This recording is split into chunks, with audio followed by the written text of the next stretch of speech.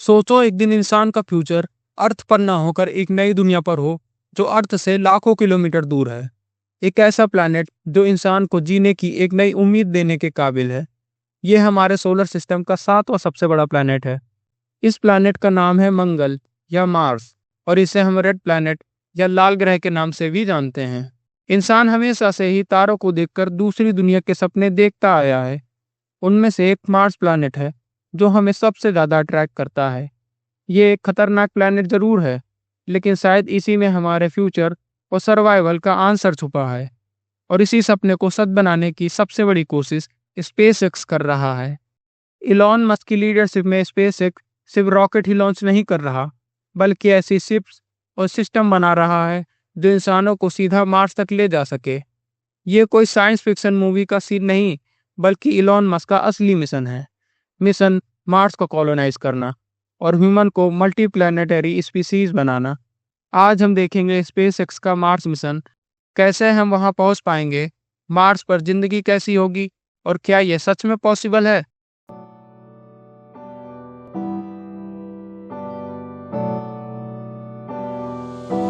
सबसे पहले एक सवाल आता है कि आखिर मार्स क्यों। इलॉन मस्क और बहुत लोगों के लिए इसका रीजन दो चीजें हैं, सर्वाइवल और ग्रोथ। सोलर सिस्टम के सारे प्लैनेट में मार्स सबसे ज्यादा अर्थ जैसा है। यहाँ एक दिन 24 घंटे और 39 मिनट का होता है। यहाँ पर भी अर्थ के जैसे सीजन होते हैं और पोल्स पर आइस भी जमती है। सिर्फ इतना ही नहीं, मार्स को एक्सप्लोर करने का एक नया चांस देता है। वहाँ साइंस के लिए नई डिस्कवरीज हो सकती हैं, नई टेक्नोलॉजीज बनेगी और फ्यूचर के लिए यूजफुल रिसोर्स भी मिल सकते हैं। लेकिन वहाँ हवा में ऑक्सीजन बहुत कम है और टेम्परेचर भी -80 डिग्री तक गिर जाता है।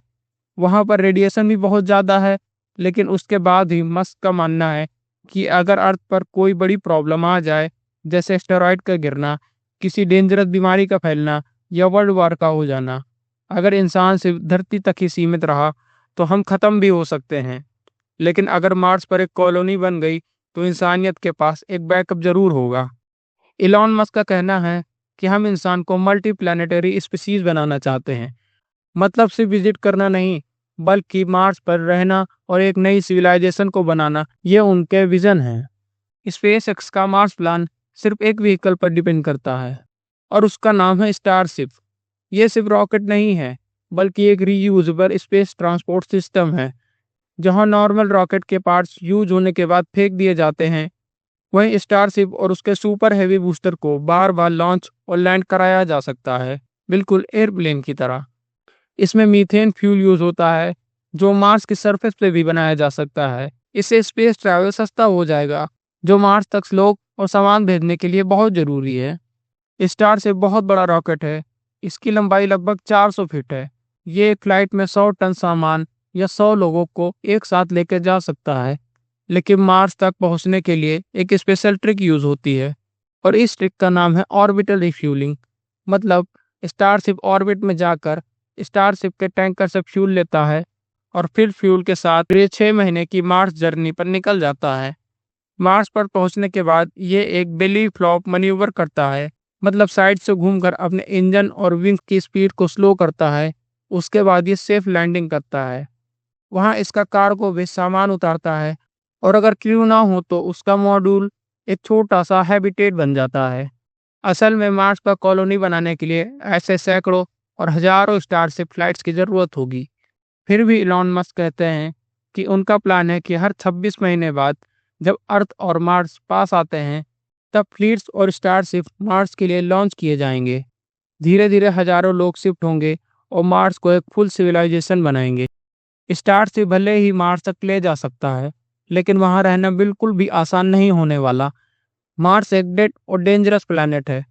सबसे पहला फोकस सर्वाइवल और बेसिक सेटअप पर होगा।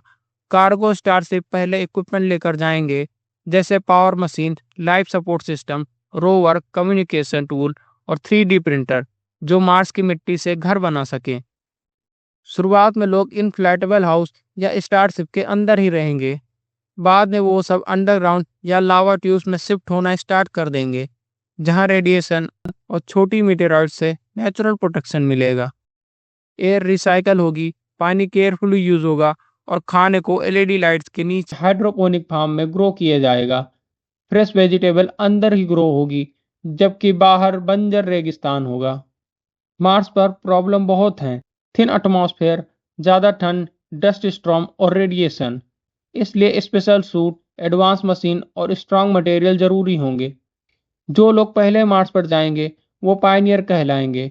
इंजीनियर, डॉक्टर, साइंटिस्ट और फार्मर, ये लोग मिलकर एक नई दुनिया बनाएंगे। मार्स का अल्टीमेट गोल सिर्फ रिसर्च बेस बनाना नहीं है, बल्कि एक ऐसी सिटी बनाना है जो अपने आप चल सके। मतलब वहां सब कुछ प्रोड्यूस हो सके जो लाइफ जीने के लिए चाहिए होगा, वो भी अर्थ पर बिना डिपेंडेंट हुए। इसके लिए एक बहुत ही इम्पोर्टेंट सेटअप है।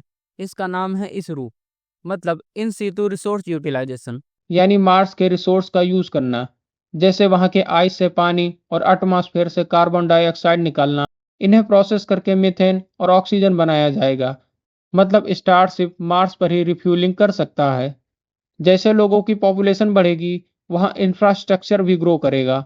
हाउस, लैब्स, इंडस्ट्रीज और शायद धीरे धीरे मार्स को अर्थ जैसा बनाने के स्टेप भी होंगे। सोचो, वहाँ फार्म्स फूड ग्रो करेंगे, माइंस मिनरल्स निकालेंगे और इंडस्ट्रीज चीजें बनाएंगी, जो एक रियल मार्टिन इकोनॉमी डेवलप होगी। ये सेल्फ सफिशिएंसिटी इंपॉर्टेंट है। ये डिसाइड करेगा कि हम सिर्फ विजिटर हैं या परमानेंट सेटलर, और इसी से हम मार्स को एक ट्रू सिविलाइजेशन बना पाएंगे। ये मिशन इतना इजी नहीं होने वाला। मार्स पर हैवी स्टारशिप सेफली लैंड करना, लाइफ सपोर्ट सेट करना और इस रू को परफेक्ट करना बहुत टफ इंजीनियरिंग का काम है। मंगल ग्रह पर रेडिएशन भी एक बड़ी प्रॉब्लम है। मार्स पर अर्थ जैसा प्रोटेक्टिव एटमॉस्फेयर और मैग्नेटिक फील्ड नहीं है, इसलिए लोग कॉस्मिक रेस के एक्सपोजर में रहेंगे। मेंटल स्ट्रेस भी बहुत बड़ा होगा।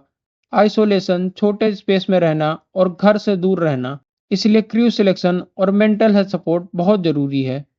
कॉस्ट भी बहुत हाई है। रीयूजेबल रॉकेट से पर लॉन्च की कॉस्ट कम होती है, लेकिन मार्स पर कॉलोनी बनाने के लिए टोटल इन्वेस्टमेंट काफी बड़ा चाहिए होगा।